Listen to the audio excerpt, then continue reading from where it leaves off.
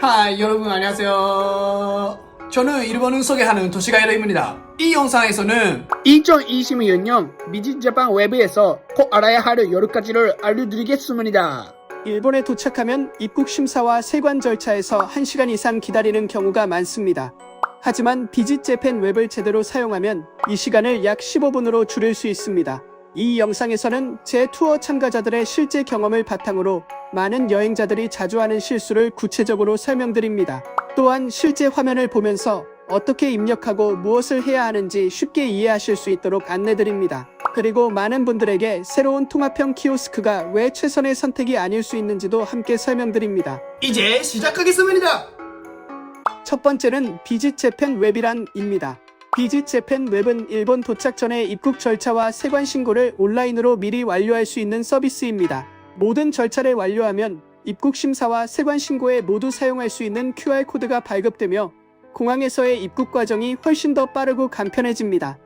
즉, 공항에서 종이 서류를 작성할 필요가 없습니다. 대신 QR코드 전용 레인을 이용하거나 하네다 공항, 나리타 공항, 간사이 국제공항 등 주요 공항에 설치된 통합형 키오스크를 이용할 수 있습니다. 이 서비스는 항공편으로 일본에 입국하는 여행자만 이용할 수 있습니다. 선박으로 입국하는 경우에는 사용할 수 없으며 종이 세관 신고서를 작성해야 합니다.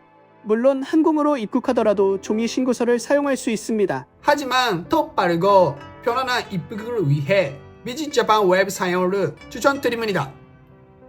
두 번째는 문제는 무엇인가입니다. 많은 여행자들은 비즈재팬 웹에 등록만 하면 모든 준비가 끝났다고 생각합니다. QR코드가 표시되면 공항을 문제없이 통과할 수 있다고 믿는 경우가 많습니다. 하지만 바로 여기에서 많은 사람들이 실수를 합니다. 실제로 제 투어 참가자 중에도 모든 절차를 완료했다고 생각했지만 실제로는 일부만 입력된 상태였던 경우가 있었습니다. 일본에 도착하자 공항 직원에게 제지당했고 옆으로 이동하라는 안내를 받았습니다. 다른 승객들이 계속 앞으로 이동하는 동안 다시 시스템을 열어 부족한 정보를 입력해야 했습니다. 이런 상황은 생각보다 자주 발생합니다.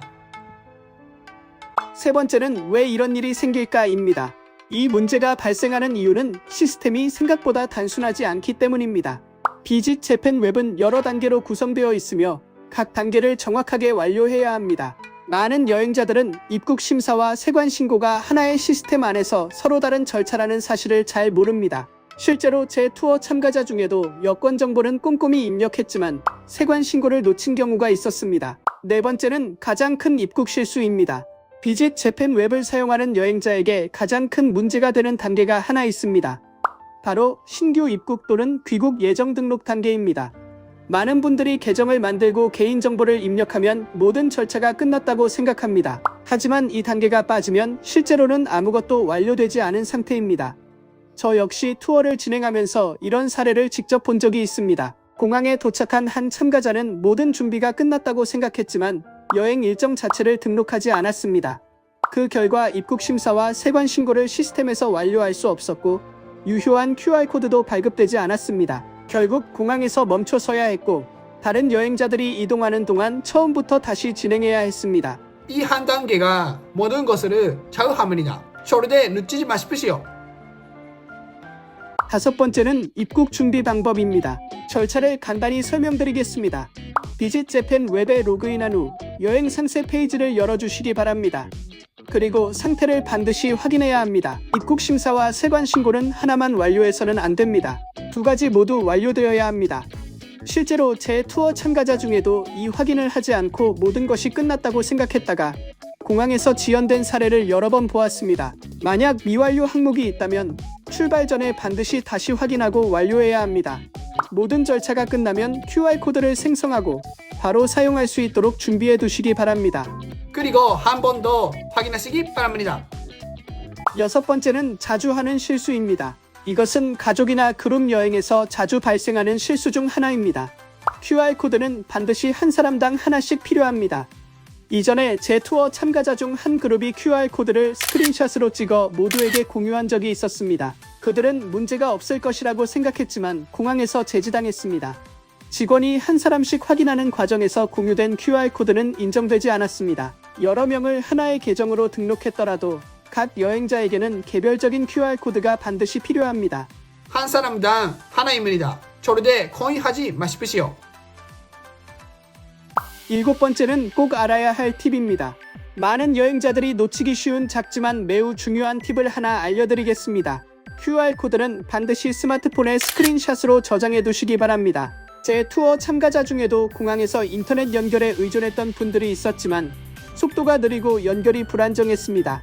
그 결과 다른 참가자들이 먼저 이동하는 동안 QR코드를 불러오는데 어려움을 겪는 경우가 있었습니다. 등록이 완벽하게 되어 있어도 QR코드를 바로 보여주지 못하면 지연이 발생할 수 있습니다. 미리 저장해두면 모든 과정이 훨씬 빠르고 원활해집니다. 8번째는 가짜 사이트 주의입니다. 또 하나 반드시 주의해야 할 점은 가짜 사이트와 비공식 웹사이트입니다. 비짓 재팬 웹은 완전히 무료이며 어떠한 비용도 요구하지 않습니다. 일본 정부도 개인정보를 수집하려는 가짜 사이트와 앱에 대해 여행자들에게 주의를 당부하고 있습니다. 또한 비짓 재팬 웹에는 공식 스마트폰 앱이 존재하지 않습니다. 앱처럼 보이는 것을 다운로드했다면 절대 개인정보를 입력하지 마시기 바랍니다. 그리고 즉시 삭제하시기 바랍니다. 반드시 공식 웹사이트를 이용해야 합니다. 9번째는 키오스크 주의입니다. 이제 새로운 통합형 키오스크 시스템에 대해 설명드리겠습니다. 이 시스템은 하네다 공항, 나리타 공항, 간사이 국제공항 등 일본의 주요 공항에 도입되어 있습니다. 이 키오스크에서는 QR코드와 여권을 셀프 단말기에 입력하는 것만으로 입국 절차를 진행할 수 있습니다.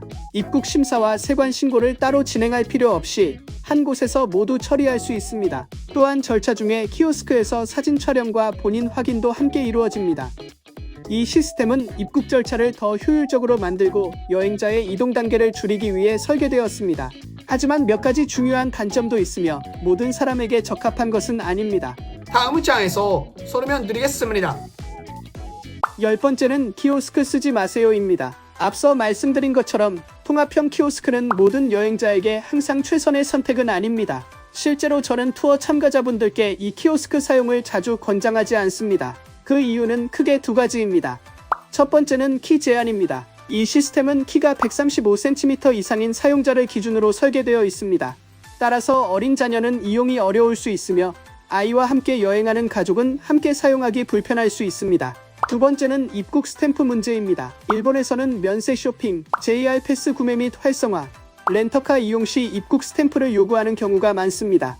이 스탬프를 받으려면 입국 심사관에게 별도로 요청해야 합니다. 키오스크를 이용하더라도 결국 심사관을 찾아가야 할 수 있습니다. 장시간 비행 후에는 이 과정을 놓치기 쉽습니다. 주의하십시오. 이번 영상 어땠나요?